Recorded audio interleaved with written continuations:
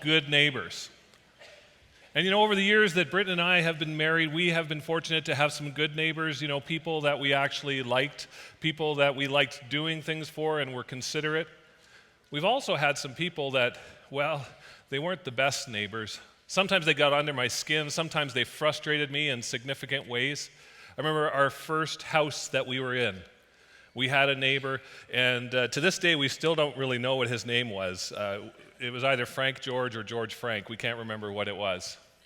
And this first neighbor that we had, I had grown up watching my parents be neighbors, and so I wanted to be a good neighbor. And we shared a driveway with this neighbor. It was 1 car width wide from the street up until it passed our 2 houses. And the property line went right down the middle of this driveway. And then after the 2 houses, it split up and it became a double wide driveway, and we had 2 garages back there. And whenever it snowed, if I was the first one out to shovel that driveway, I would shovel the whole driveway because that's what I saw my parents doing, going above and beyond to be good neighbors. And so I would shovel that whole driveway, my side and our neighbor's side. But if I was the second person out to shovel the driveway, I would inevitably find that my neighbor would shovel his half of the driveway. Which doesn't sound too bad, right? I mean, that's less snow for me to shovel, except I would always find that he had pulled his car out of the driveway in that time. And if you've ever shoveled a driveway that has snow packed down on it, you know how frustrating it is. And if I was away for a few days, I would come home and the snow would just be packed right there. Because all the time we lived there, he only shoveled his half of the driveway. I had another neighbor. This one was across the street. This was a number of years later. And this neighbor, they decided that they didn't want to have this big tree. They had this huge poplar tree that was taller than this building, that towered over every other tree in the neighborhood and every other house. And they decided they didn't want this tree anymore in their yard. And so he chopped it down. And now that's okay. It's his property. He can do what he wants, right? But here's the thing about poplar trees is they're very resilient. And if you don't kill the root system, like my neighbor didn't, then they try to grow back, and not on his property, but everybody else's property in the neighborhood. The one house next door over here, every 2 feet there was these little shoots coming up as a new poplar tree was growing in their yard. And they even came under the street into my yard and even started to poke up through my asphalt driveway. And my neighbor didn't do anything about it. And he got under my skin and he frustrated me. Have you ever had a neighbor that frustrated you? I think we've probably all had neighbors at one point or another who probably frustrated us in some way. Maybe they borrowed something and didn't return it. Maybe they won't shovel their walk. Maybe they didn't take care of their dandelions and now their dandelions are your dandelions, right?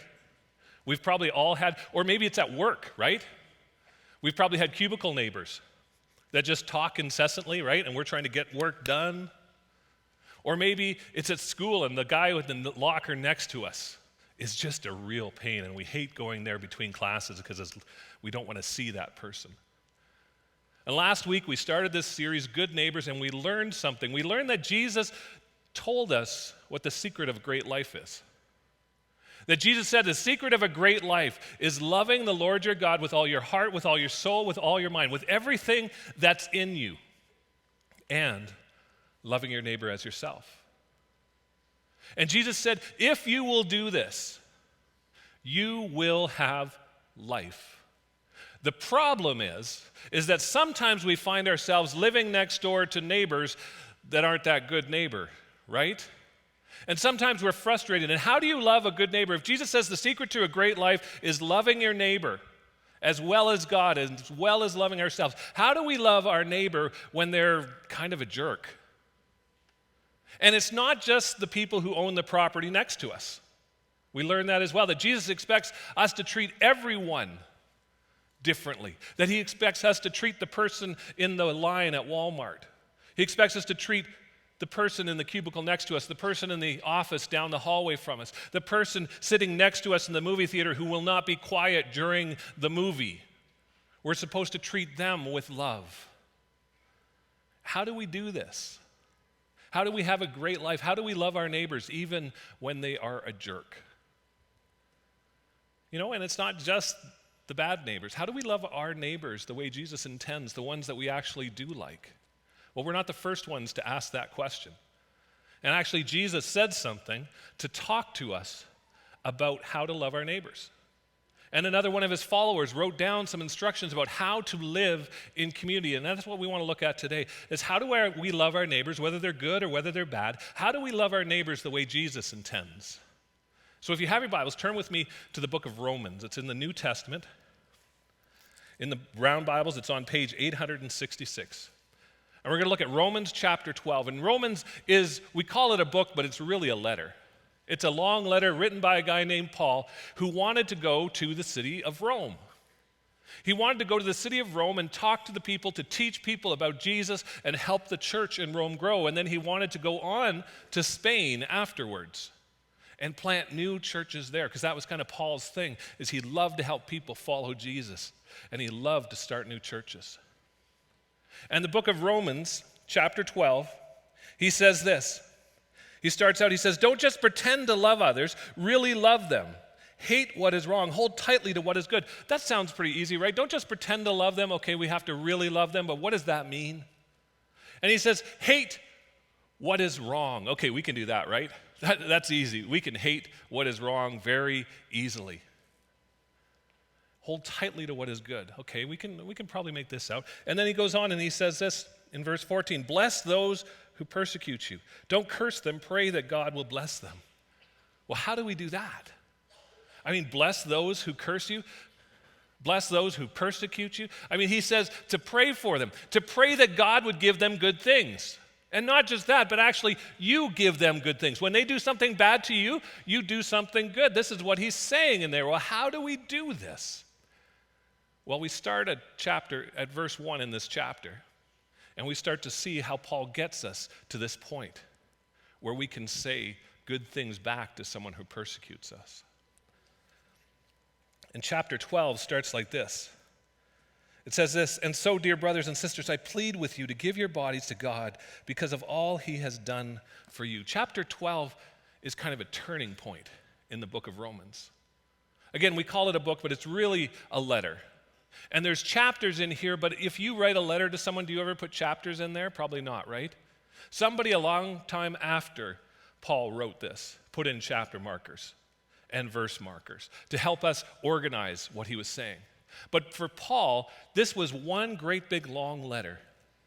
And there was a stream of thought that he follows from beginning to end. And in the first, what we call 11 chapters, Paul outlines who Jesus is and why Jesus is so important to us.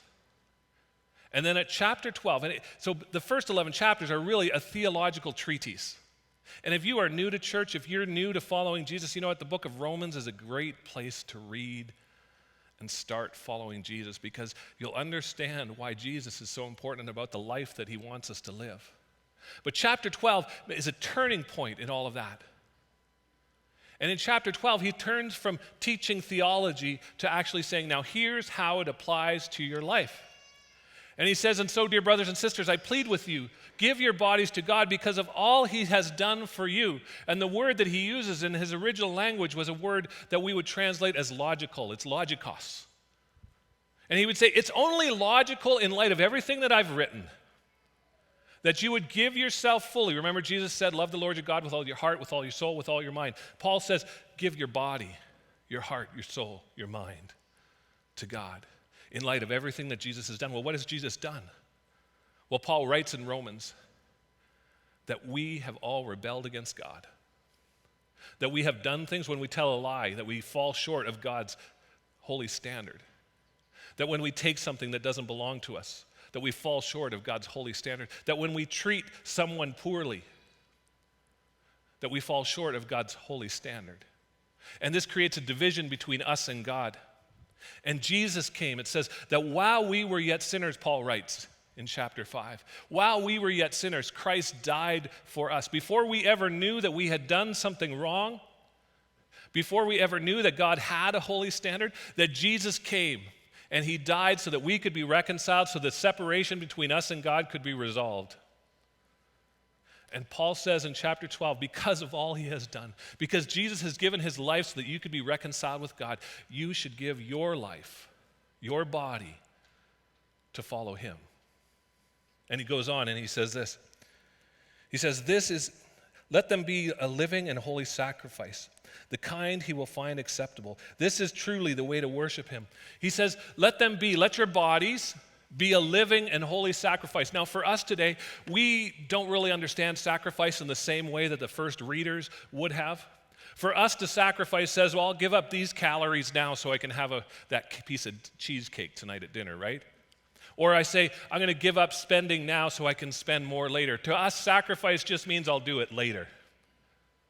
But in the first century, sacrifice meant a whole different thing. Every religion in the first century had a sacrifice associated with it.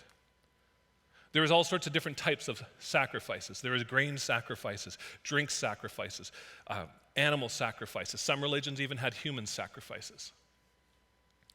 And the sacrifice was the way by which you got the God you were worshiping, the way you got that God's attention.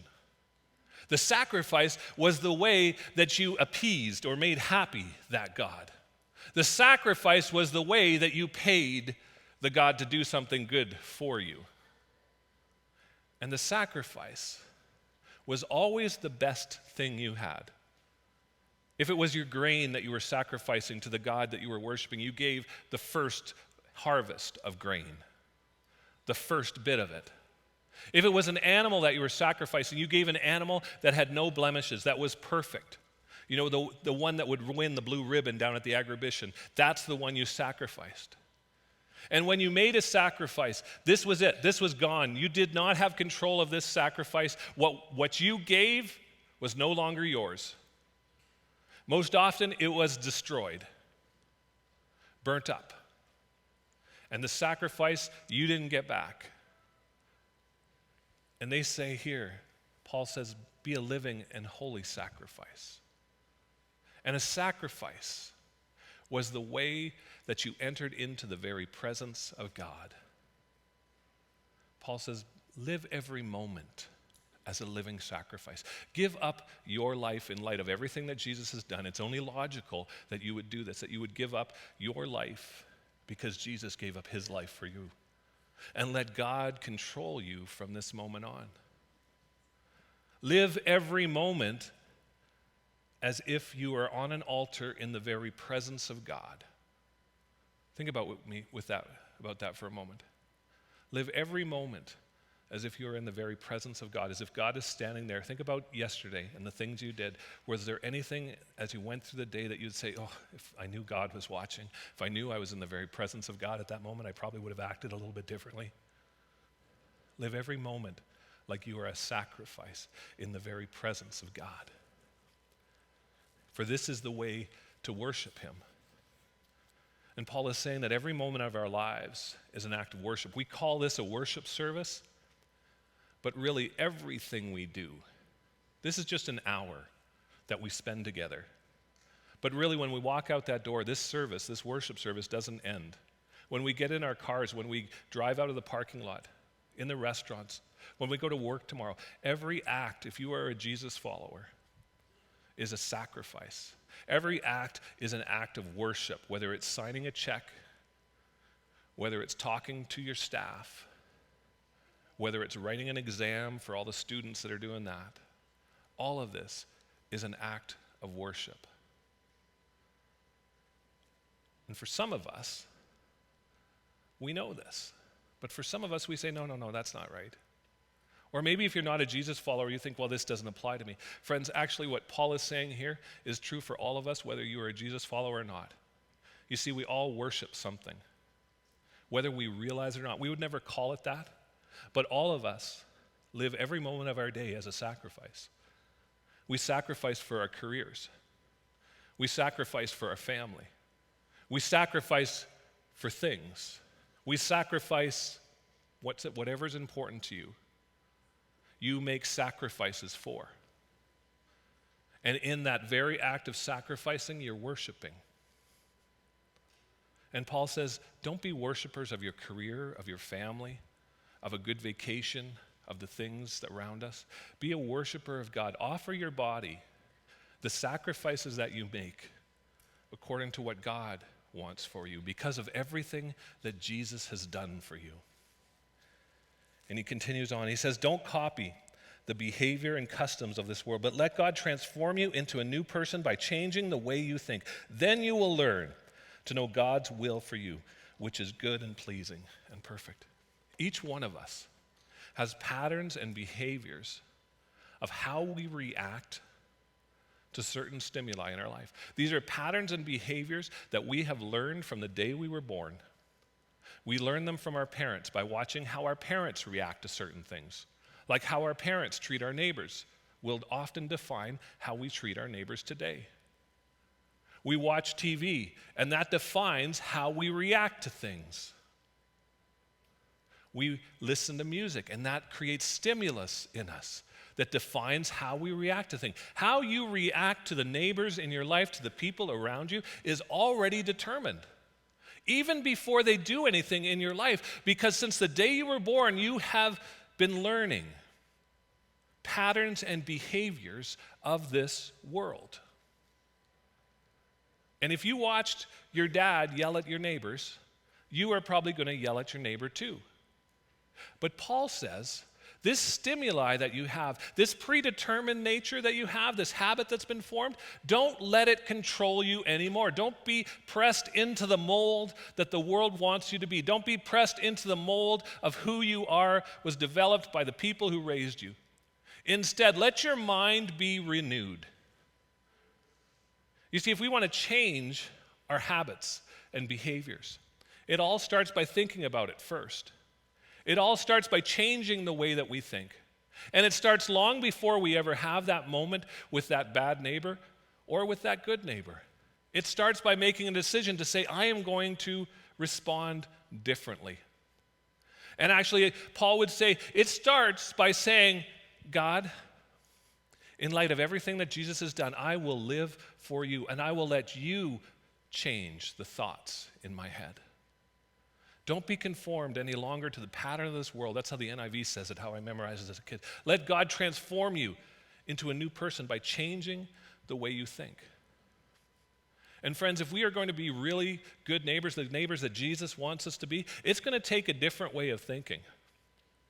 It's going to take God renewing our thoughts, because we have thoughts and we have patterns that we hold on to for a long time. And it's going to take reorientating our life in a new direction and aligning everything in our life around the teachings of Jesus. Think of it like this. When I was a teenager, I used to work at Dallas Valley Ranch Camp. And I would teach outdoor skills to the campers. And one of them that I taught was orienteering. And in orienteering, what you do is you teach the camper how to use a compass to get from point A to point B. And the first thing we would teach the camper is to take their compass and find where north is. Did anybody know where north is in this room? Let's see. Does anybody know where north is? Point if you know. Come on. Peter's pointing that way. Howard's pointing this way. Yeah, Howard wins. Yes, it is up there. You just killed my whole illustration now, Peter. Thanks. We would teach them to orientate themselves, to point their compass to where north is. And whatever they did, they had to keep their compass aligned with north. And we would give them instruction, and we would say, okay, go 80 degrees east for 100 paces. And then I want you to go west 60 paces. And they would start out, and they would have their compass aligned so where north is, so they knew which way they had to go, how many degrees they had to go this way, and how many degrees they had to go that way. And as long as they were aligned with north, they would get to the finish line. But inevitably, somewhere along the line, they would lose track of where north is. And suddenly they would find themselves walking into buildings, colliding with trees, and in the middle of the poison ivy patch that doesn't exist at Dallas Valley. Okay? My son and I have both found it. They would find themselves lost because they lost track of where north is. Howard and Penny were telling me this morning they picked up a guy who was making his way north. Only problem was he was going south. He'd lost track of where north was. And friends, you and I need to align ourselves with the true north, which is Jesus Christ and his teachings. If we are ever to become the neighbors that he wants us to become, we have to align ourselves with north. And every action, every reaction needs to be based on what north is in our life. And all of us have a north. We do, whether we realize it or not. We're aligned with something. Who are you aligned with? Because that is going to change your mind to reflect what that north is. And Jesus says, or Paul says, don't be conformed any longer to the patterns of what that north is, but be transformed by the renewing of your mind, because then you will know what God's will, what true north is in your life. And the first shift we have to make if we want to become good neighbors is to change the way you think.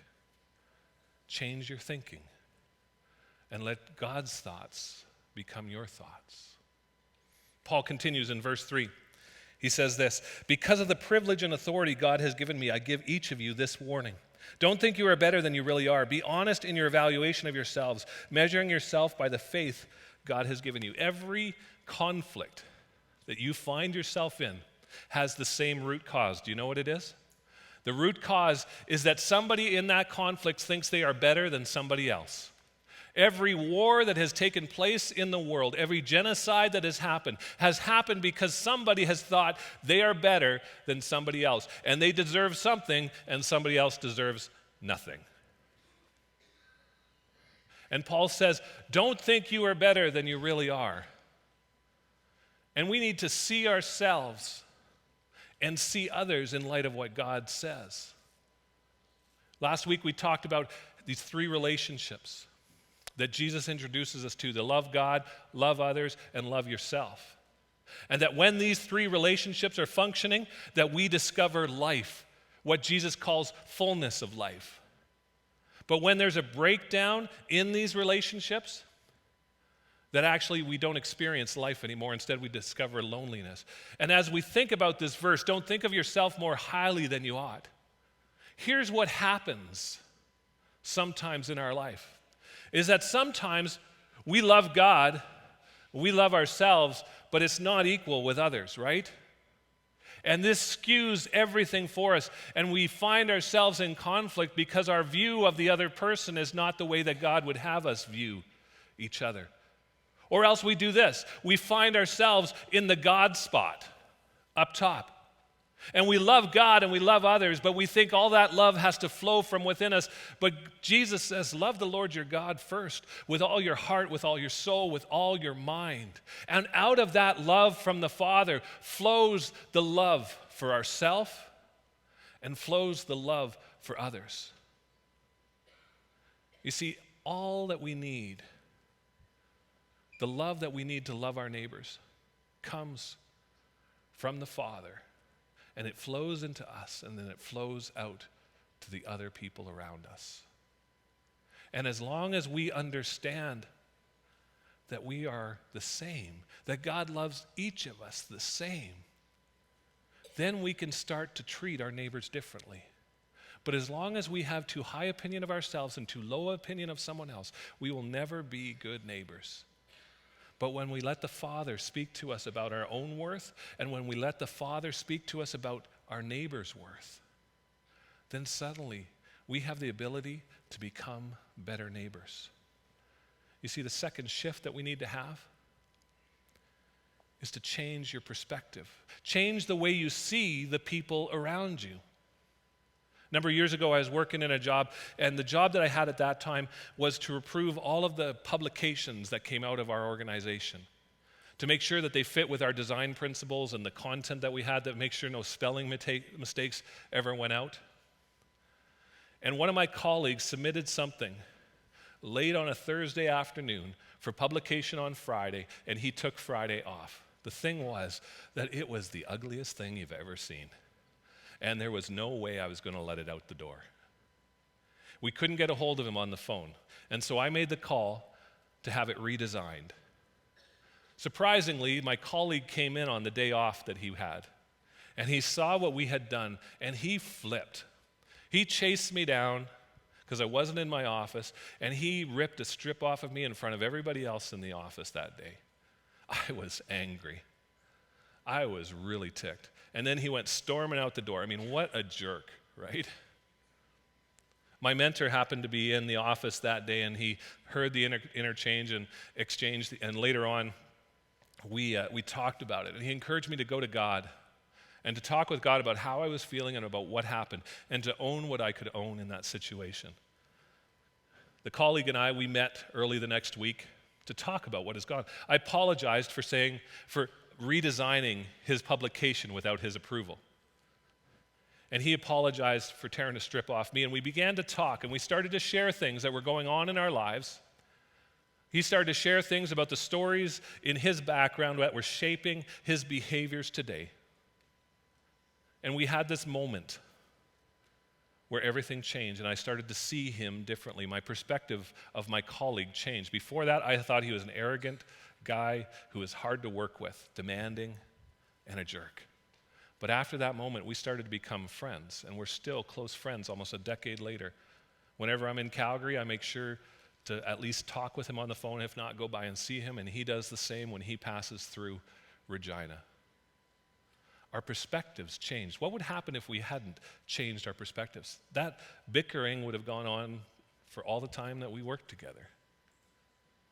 But we took some time and we listened to God, and we got his perspective on all of this. And this made all the difference in our relationship. And that second shift that we need to make is to change your perspective.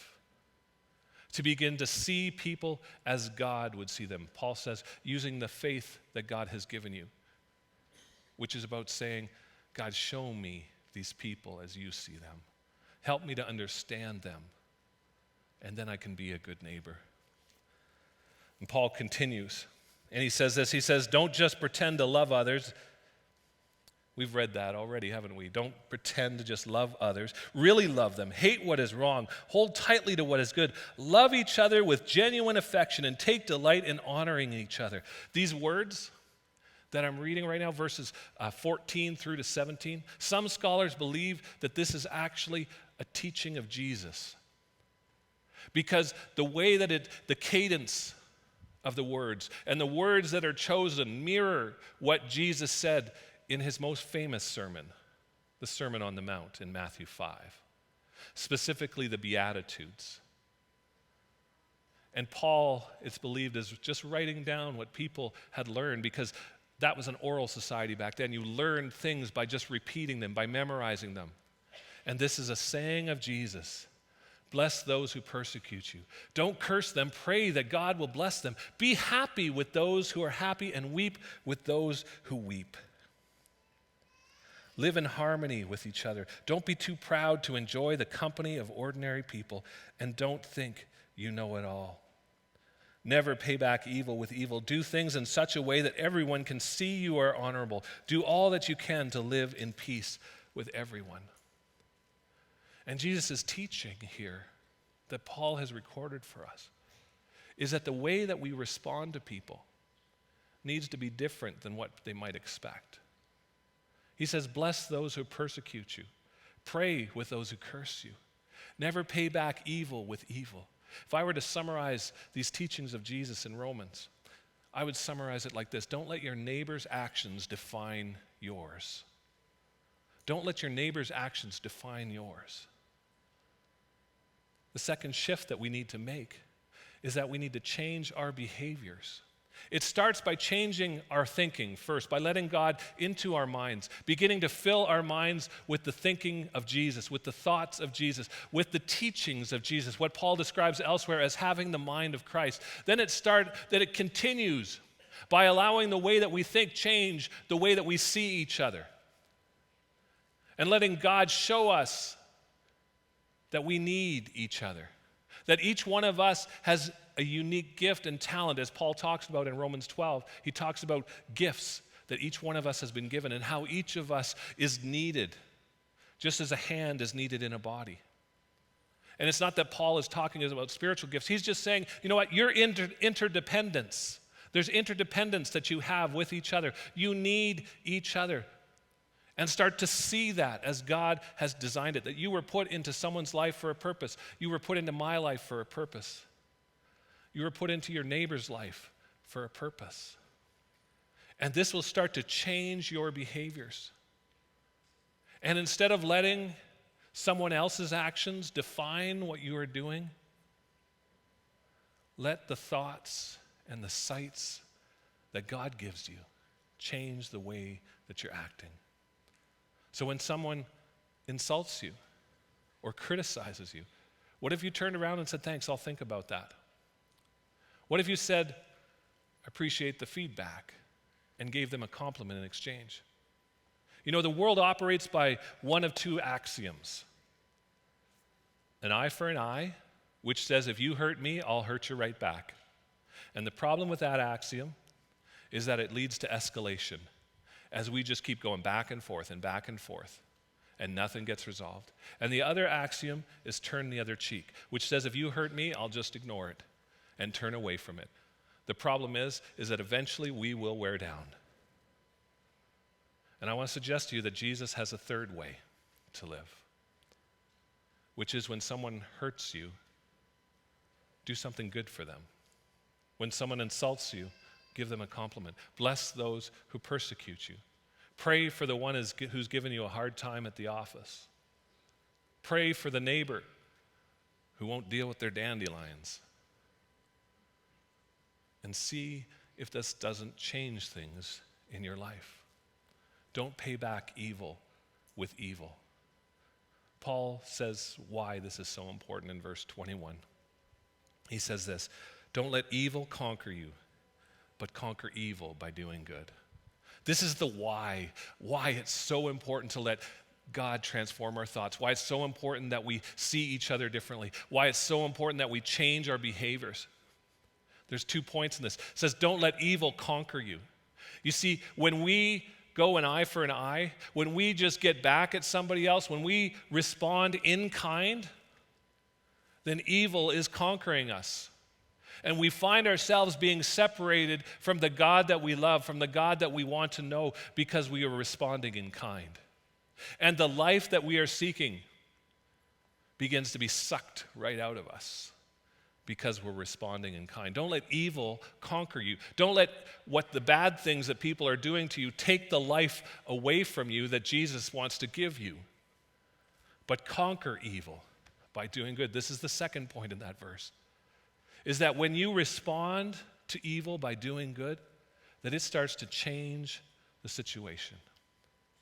That you even begin to win that person over. Paul says in verse 20, he says, to keep doing good to the other person so that it heaps shame upon them, so that it will change the way that they are responding to you.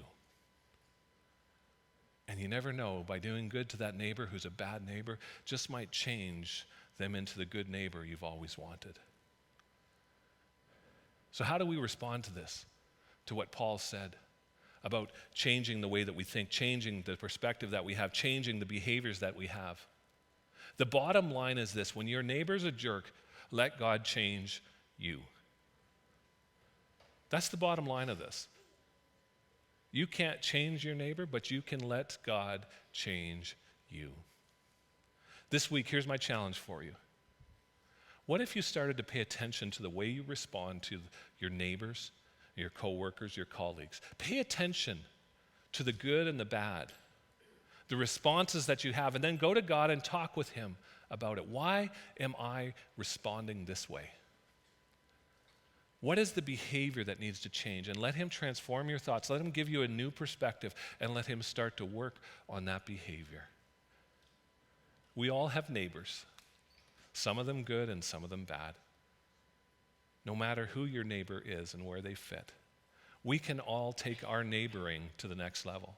We can all let God transform us, first in our minds, then in our sight, and then in our behavior, and make us into the neighbors that we want for ourselves, into the neighbors that Jesus envisions for us, into neighbors that can transform a community and make it into the kingdom of God. All by letting God change us. So when your neighbor's a jerk, let God change you. This time I want to call the worship team back to the front, and I want to call those who are going to serve communion